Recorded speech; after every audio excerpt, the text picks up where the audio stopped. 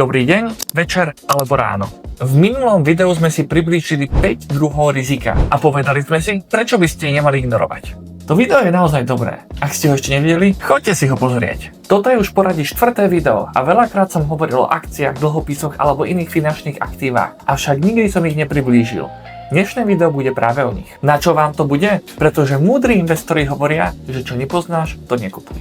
Priblížime si akcie, dlhopisy, komodity, nehnuteľnosti a trošku aj deriváty. Bude to dnes stručnejší prehľad, pretože každej jednej téme chcem venovať osobitné video. Lebo ako sme si hovorili v prvom videu, investovanie začína porozumením, nie nákupom. Začneme tým najznámejším, čo sú akcie. Takže čo je to akcia? Je to podiel vo firme. Keď kúpite akciu, stávate sa spoluvlastníkom danej firmy. Malým, ale predsa. Ak sa firme darí, rastie hodnota vašej akcie. Ale to nie je všetko. Mnohé firmy totiž vyplácajú aj dividendy. Teda ak majú firmy zisky, podelia sa o to s investormi. A platí to aj naopak. Ak sa firme nedarí, hodnota vašej akcie klesá.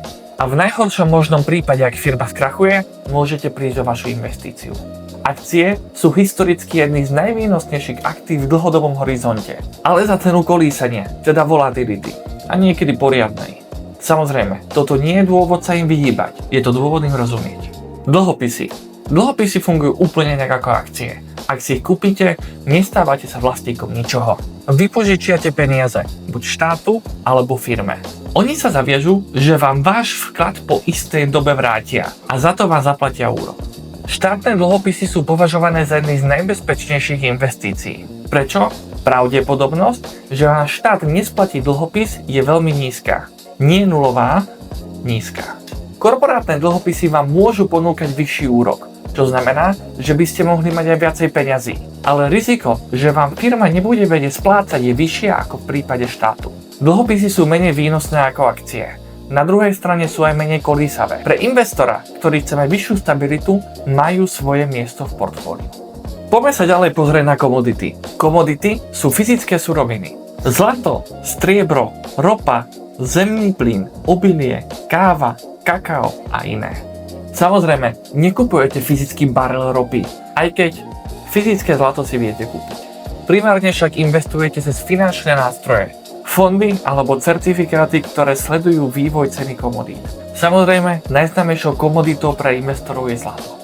Zlato nič nevyrába, nevypláca ani dividendy a nevypláca ani úroky, ale drží hodnotu v čase, keď iné aktíva klesajú, najmä akcie. Preto ho investori nekupujú ako hlavnú investíciu, ale ako ochranu, ako poistku proti nestabilite. Komodity vo všeobecnosti reagujú na úplne iné faktory ako akcie. Infláciu, geopolitiku, ponuku a dopyt. Práve preto nemusí, ale môže byť zaujímavým doplnkom portfólia. Slovákom sú najbližšie nehnuteľnosti, pretože najčastejšie do nich investujú. Všetci to poznáme.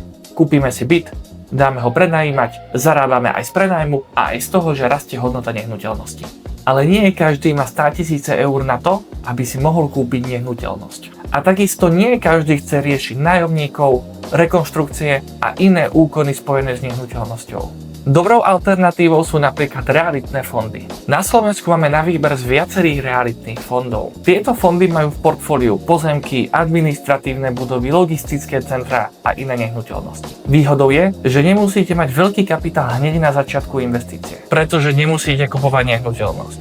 Na druhú stranu, nevýhodou je, že sú menej likvidné ako napríklad akcie. Na záver by som chcel ešte povedať krátku zmienku o ďalšej kategórii a to sú deriváty.